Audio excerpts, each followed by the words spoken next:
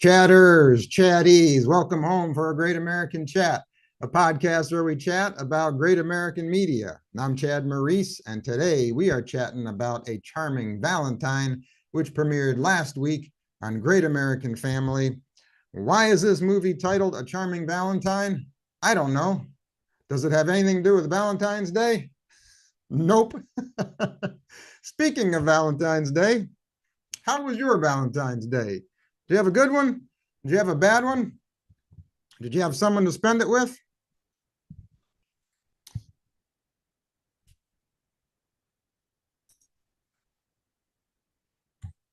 Speaking of Valentine's Day, let's talk about Valentine's Day for a second. We have a day to celebrate happy couples throughout the world. Well, what about singles? How come single people don't have any holiday dedicated to them? I mean, when you think about it, couples really don't need a holiday to celebrate because they have anniversaries, right? They can celebrate the day they met, the day they had their first kiss, the day they got married. But what about singles? People who are single and alone. They don't have any day to celebrate anything. I think we need a day to celebrate singles. What do you think? Good idea? Bad idea? I don't know. Just something I was pondering. And what should we call it if there was a day? I don't know. That's a tough one. Maybe I'll do a social media poll. Ask if there was a day to celebrate single people in the world, what it should be called. Well, while I think about that, let's chat about A Charming Valentine. The movie stars Carolina Bartczak, something like that. And Chad Connell. Is directed by John Bradshaw, is written by Jack Guerin and Mark Mangiardi. The synopsis says Lillian is a businesswoman who turns startups into successful companies. Her newest client is a company called Love Subscription. Will Lillian's past heartbreak conflict with her growing feelings for Grant, Love Subscription's handsome founder? All right, so here's our cast of characters. We have Lillian. She's a businesswoman who wants a promotion. Then there's Annie. That's Lillian's BFF, and Annie has a boyfriend who I can't remember his name. Might be Paul. I don't know. Can't remember. I'd have to look that one up. Then there's Grant. He's the owner of this company called Love Subscription, and he has an assistant named Zoe. And then there's Grandma Rossi. Yeah, she's a fun one. She's Grant's grandmother. And then there's Bradley, Lillian's ex-fiance. So the movie starts off. We get some overhead shots of New York City, so we know that that's where the story takes place. Then we get the first of many ridiculous scenes. We see Lillian standing in line at work to get coffee. Now get this, there are 2 coffee pots sitting on the counter, but all of her coworkers, there's this big long line formed, and they're waiting just to use 1 coffee pot, even though there's 2 there. So Lillian's coworkers, they're too dumb to figure out that if they use both coffee pots, their line won't be as long. Lillian's the only one to figure this out. So what is funny about this? Well, anyway, so she plugs in the other coffee pot and starts pouring herself a cup of coffee. There she is, pouring herself a cup of coffee. But what's funny about this is the coffee pot that no one's using, there is a full pot of coffee in this coffee maker. So apparently somebody got to work that morning, made this pot of coffee, unplugged it, and then just let it sit there and let the coffee get cold. I don't know. Anyway, after Lillian plugs it in, she tells everyone to use both coffee pots so you don't have to stand in line. Now, another thing, think about how cold that coffee must be. It's been sitting there, unplugged all morning. Lillian pours herself a cup and starts drinking it. Whoo, man. Talk about iced coffee. So Lillian works for a venture capital firm, and they invest in startup companies. She sits down at her desk and she looks at her calendar and sees that she wrote on today's date, ask for a promotion. So her boss walks up. She starts to ask for that promotion she wants, but she can't get a word in edgewise. Next, we see Lillian. She's out to dinner with her best friend, Annie, and they are celebrating Annie's birthday. Annie's boyfriend gives her a gift, and it's a music box and a candle, and Annie loves both of the gifts. She wants to know how you came up. She asked her boyfriend, how'd you come up with these ideas for these gifts? These gifts are great. He says, I hired a new company called Love Subscription that does personal shopping for you. You tell them who you are buying your gifts for, what their likes and interests are, and they get gifts for them. Huh. Let's think about this. Now, how would you feel if your significant other paid someone to shop for your birthday gift? Would you like that? Or would you be like, no, wait a minute. You need to put some effort in and show that you care about me and do the shopping yourself. What do you think? I don't know how I'd feel if someone told me they hired someone to shop for me. I'm not sure about that.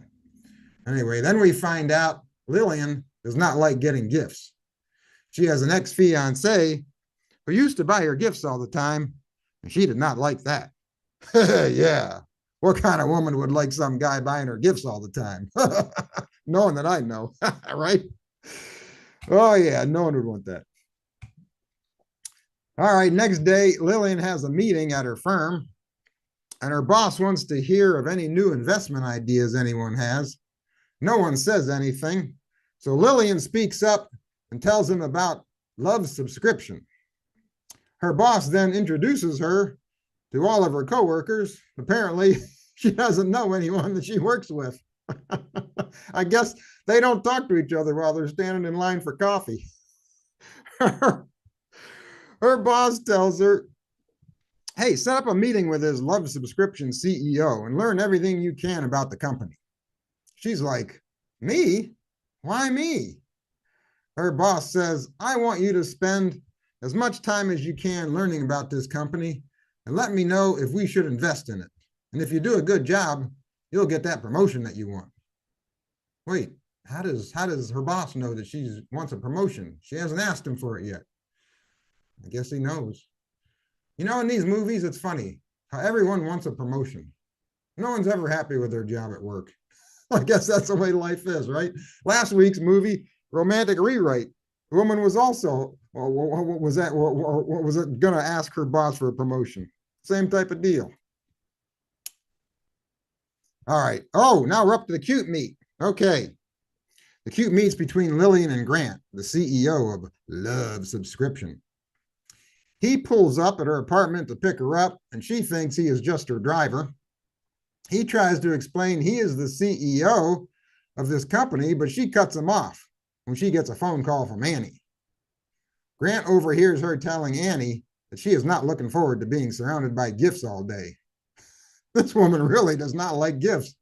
She must hate Christmas. All right, as soon as Annie gets into the Love Subscription building, or Annie, not Annie, Lillian. Annie's the BFF. As soon as Lillian gets into the Love Subscription building, Lillian realizes that Grant is the CEO, and she eats crow. She's like, oh, man, stuck my foot in my mouth. Now, I love the bright colors inside this Love Subscription building. And you know what? One thing I like about this movie, it's a very colorful movie. Very colorful movie. And I like that. Okay, so Grant, he starts giving Lillian a tour of the building, and we get some good puns from him in this scene. He says, this is our PR department, present relations. And then he says, over here, this is our IG department, information giftology. I'm a sucker for puns, so I like that. Lillian's walking around and inspecting everything, and she's taking notes on how the business could be more efficient. Grant tells her he would like an investor to help get his business going, but he doesn't want changes to be made to his company. He says his business is unique and he doesn't want it to lose its charm and pizzazz. Lillian says, so you want our investment, but you don't want our opinion. He says, exactly. She says, wait a minute, the two go hand in hand. He says, maybe your company is not a good fit for us. You can come back tomorrow and finish your analysis, but I want you to know we are talking with other investors as well. So she leaves and trips over wires that are laid out on the floor, falls flat, face down right on the floor, gets all upset and runs home. So she gets home, she writes up a review on this business, which states, love subscription is not a serious business. It is disorganized. It has an efficient leader who has questionable decision-making skills, a lack of vision, and a hesitancy to change. Major improvements are needed, and her recommendation is not to invest. Ooh. And then she saves this scolding review to her computer.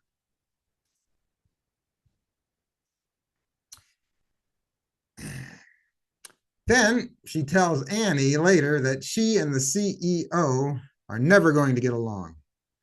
But she says that she has to go back to work with him because she has to give a detailed report to her boss on why they should not invest in this company.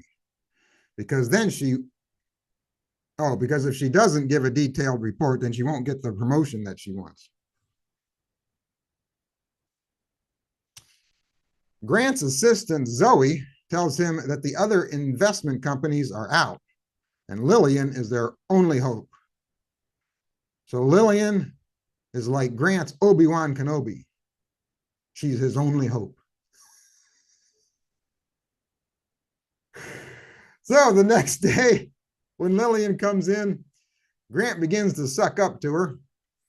He has her desk decorated all out in balloons and all sorts of junk food.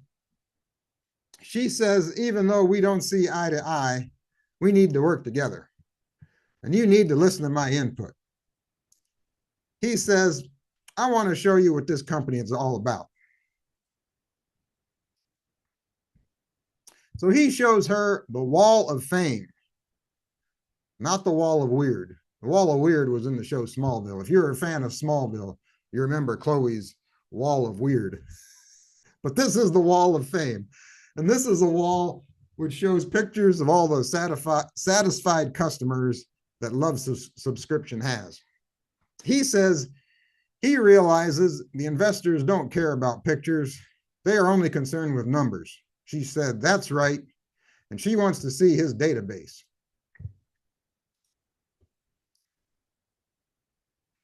So he takes her to a closet and opens it up, and a bunch of papers fall out. She says, this is your database?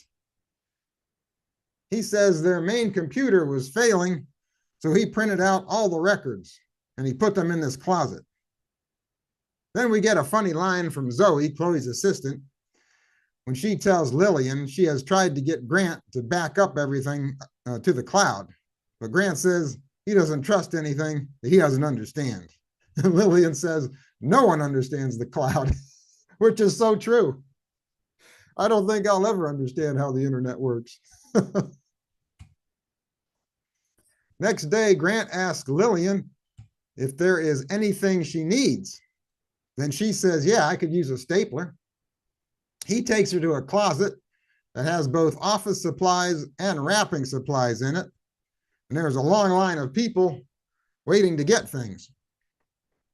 Once again, just like the coffee line at her office, she's the only one smart enough to realize that the office supply should not be in a separate, or that the office supply should be in a separate closet away from the wrapping supplies so that the employees aren't standing in line waiting to get things.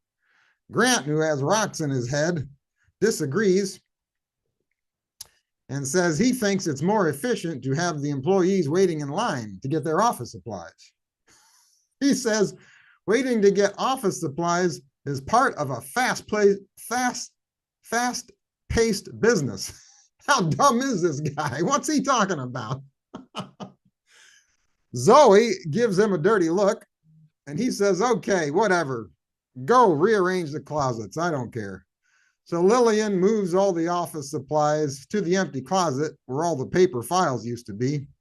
Later, Grant admits that having two separate closets was a good idea and asks her if she has any other good ideas. She says, oh, yes, your employees should be standing while wrapping. Or no, she says, your employees should be sitting while wrapping the gifts, not standing. He disagrees and says, we've tried that before, and says that standing is more efficient. Finally, Grant says something intelligent. So she says, let's test it out. So Grant grabs his stopwatch and he times her while she wraps the gifts without getting out of her chair. So she's rolling around the room in this office chair, grabbing wrapping paper and scissors and tape, which kind of makes no sense. It makes her look like a fool. Have you ever tried to roll around a room in an office chair? It's not the easiest thing to do, and it's definitely not faster than getting up and walking around. Definitely walking around to get the supplies is going to be faster. So this scene is another scene that's a little ridiculous, but I understand why they put it into the movie, because it's a cute scene and it adds some humor to the movie. But obviously, it's going to be more efficient if you're standing and you can walk around quickly, grab the supplies, walk back to the table, and wrap while you're standing up. So anyway, Lillian fails the test. Lillian gets a call from her boss, who says he needs a detailed report on this business. She says she needs more time. At first, she didn't like the business, but now it's growing on her. He says, if you give me a detailed report, you'll get your promotion.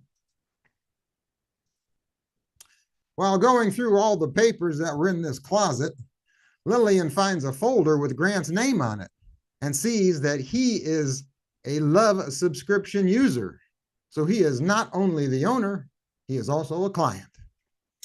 He gives gifts to someone every holiday of the year. Ooh, who is he giving gifts to? Ooh, Lillian wants to know. She assumes that he has a girlfriend. Grant shows her how the gift boxes are made up and then shows her how they are delivered. He takes her outside to a bicycle that has a riding cart attached to the back of it and says to her, hop in. Then we get some cute scenes of the two of them riding around the city on this bike. Now, again, this is not the most efficient way to deliver or to do business. Definitely not the most efficient way to deliver gifts. But again, this scene is in there to add some cuteness and fun to the movie, which it does. She helps him deliver these gifts, and then he takes her to a warehouse that his grandfather used to work at. He would like to buy this warehouse and move his company there. He says they need more space to grow, and they need her company to invest within a week because they are going to tear this building down and build a parking lot. They pave paradise and put up a parking lot. All right. Oh, this scene, I really like this scene here because it's got, I don't know, it must have been recorded either on a green screen or there was some CGI going on in the background, but that's what they did to get the Empire State Building in the background. And it's a really cool shot because this movie was filmed in Canada. Definitely, it wasn't filmed in New York City. So I like this scene and how they made it look like it was filmed in New York City. Pretty cool. Lillian goes for a jog, like you do in the middle of winter in New York City, and winds up outside of the house where Grant has his Love subscription gifts delivered. She spies on him and realizes that the gifts are for his grandmother. His grandma invites her inside to help them bake cookies, and then invites her out to dinner with her and Grant. Lillian and Grant arrive at this restaurant to have dinner with Granny, but she doesn't show up. They realize Grandma is playing matchmaker with the two of them. They make a toast to have a fresh start and agree to try and get along better. She asks him why he started Love Subscription, and he says he always wanted to have his own business, and he was inspired by his grandfather, who was a great gift giver. He asks how she became a venture capitalist. She says she always had a head for business. And then he asks, why don't you like getting gifts? And she explains that her ex-fiance used to flood her with gifts and she did not like it. Again, what kind of woman would like that? She says the gifts were empty, thoughtless gestures used to cover up the troubles in their relationship. After dinner, Grant takes her out on the restaurant's balcony to look out over the city. And he tells her that this is his favorite view of the city.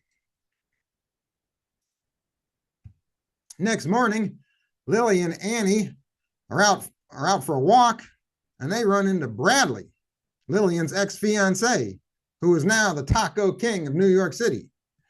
He asks if she wants to get together for old time's sake. She does not want to, but says, yeah, maybe.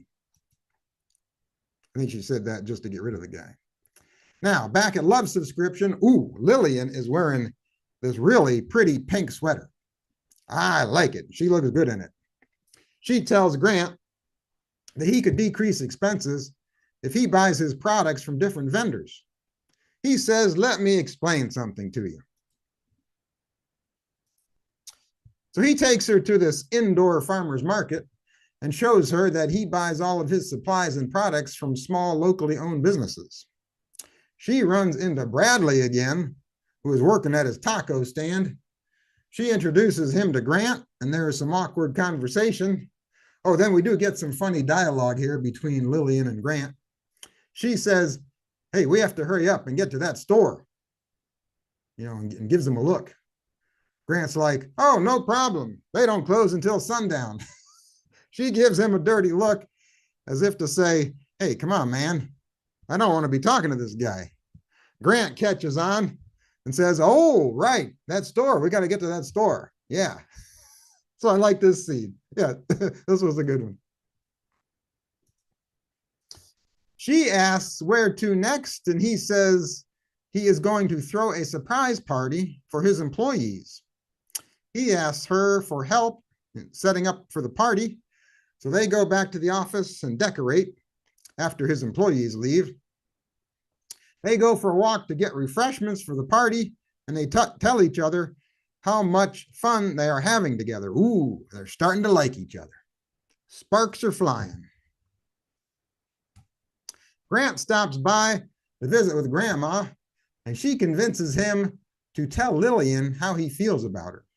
So he goes and finds Lillian, and she is hugging Bradley. What? What's going on here? Grant gets all upset, runs away, and leaves. Bradley asks Lillian to give him another shot. She says, no, bucko, it's too late. I already found someone else. Now, how can she turn down someone who owns several taco trucks and is the taco king of New York City? I mean, come on. All you can eat tacos. She goes back to her place and writes an email to her boss telling him that he should invest in Love Subscription. She writes, it is a unique, extraordinary company who always puts its customers first. Then she spills water all over her laptop and somehow accidentally emails the first recommendation that she wrote on her first day there, telling her boss not to invest. How this happens, I don't know. It makes absolutely no sense. And then this is just another ridiculous scene that you can't think too much about, because there's no way spilling water on your computer is going to send a note that you saved to your computer like a week ago is going to email, how that's going to email that to your boss. I don't know, but try not to think too much about it. Oh, time for the misunderstanding part of the movie. Grant finds out about the email she sent to her boss telling him not to invest in love subscription. He gets mad and upset with Lillian. Of course, he doesn't bother to ask her why she wrote that. No need to communicate, right? He just tells her to leave and congratulates her on getting back together with Bradley. She says, "You need to stop jumping to conclusions. I thought you had changed." And he says to her, "I thought you had changed too." She goes and tells her boss she sent him the wrong report and that he should invest in Grant's company. But he says, no, usually people's first impressions are correct. So he stands by his decision. He offers her the promotion she wants, and she turns it down. She says, "No thanks, I'm out of here." And she quits her job without giving 2 weeks' notice. She goes to see Grandma, and she explains everything that happened and says Grant hates her now. Grandma says, "Grant does not hate you. In fact, it's just the opposite." She tells Lillian to go find Grant. She says, "But don't tell him how you feel. Show him how you feel." Lillian calls Grant's assistant, Zoe, and tells her about the surprise party Grant was going to throw for his employees. So they decide to throw a party for him instead. Lillian shows up looking amazing, I'm telling you, in this green dress. Yeah, she looked pretty good. And tells Grant, "I found you an investor." She introduces him to Annie and Annie's boyfriend and tells him that Annie's boyfriend is also a venture capitalist. He tells Grant they would love to invest in his company, and they have already bought his grandfather's warehouse for him. Then Annie's boyfriend offers Lillian a job as a senior strategist at his company, which is the same promotion she was trying to get at her other job. Now, does this guy own this company that he works for? Or can he just go around offering jobs to anyone he wants? I don't know. And hold on a minute. If this guy is also a venture capitalist, how come he wasn't trying to compete with Lillian in order to get love subscription as a client? I mean, he knew about love subscription before Lillian did, because he's the one who told her about it. Because that's where he shopped to get Annie's birthday gift. I don't know. Okay, so then Lillian gives Grant gifts, even though she does not like to get gifts. She gives Grant a couple of gifts. She got him an apron that he can use when baking with Granny, a picture of the New York City skyline, a 1970s camera that he can use for the Wall of Fame. So he loves the gifts. They take a selfie, they kiss, and that's the end. So let's chat about this movie. You know, I'm glad I saw this movie because I learned that women do not like getting gifts. I think every guy should watch this movie because this is good info to know. This movie is going to save me a lot of money.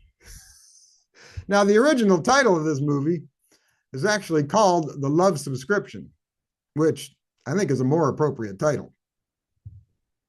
Someone decided to put the word Valentine in the title of this movie because this movie was airing in February, even though this movie has absolutely nothing to do with Valentine's Day. And you know, I feel a little bit duped because I was expecting a holiday-themed Valentine movie because I love holiday-themed movies. But then we got this instead. You know, this movie is kind of like junk food. You know how junk food is not real food, and you know it's bad for you, but you like it anyway. And that's the way I am with this movie. I know it's not good, but I like it anyway. And the why I like it, because it's colorful. I like all the bright colors. I love the Love subscription office decorated in all the bright colors, and the characters are dressed in bright clothing like blues, pinks, greens, reds, yellows. I like that it takes place in the winter in New York City. Even though they filmed it in Canada, they do a really good job making you think that it's New York City. So I like that. There are a lot of ridiculous scenes in this movie, and the characters say and do some ridiculous things that normal people would never think or say. And some of the scenes make no sense, like spilling water on Lillian's computer and how that sends an email to her boss. So if you're one of those who only likes movies where everything is believable and real, then this movie is probably not for you. But if you can extend disbelief on this one, and you can do that, then I think you will enjoy this movie. The characters are likable, even though they do say some pretty dumb things at times, but they're cute together, and there are a lot of cute scenes, and this movie has good cinematography, so I enjoyed that about it. And you know what I really liked? I liked Grant's profession. I liked that he had this gift-giving business, and this is a business that I've never seen in any of these movies. So I like the creativity and the originality of this business. So I had fun with this movie. Yeah, I thought it was pretty good. Now, tomorrow night's movie premieres Saturday, February 18th, Love in Aruba. That's another Brittany Whitcomb, Brian Bruff movie. They're the team behind Destined at Christmas and Prescription for Love, and a whole bunch of other ones that Great American Family has been showing. This movie, tomorrow night's movie, is about a woman who goes to Aruba with a total stranger. So we're one storyline away from it being a Lifetime movie. I have a promo for it. Let's take a look at it. Premiering Saturday at 8, Great American Valentines continues with Love in Aruba. I'm cautious, you know. A timid heart takes a leap of faith. You deserve to be happy. And learns to trust again. I didn't believe there could be someone so kind and real. Those beautiful Karen types are overrated. Sashlia Hightower and David McConnell star in Love in Aruba. Premieres Saturday night at 8 on Great American Family.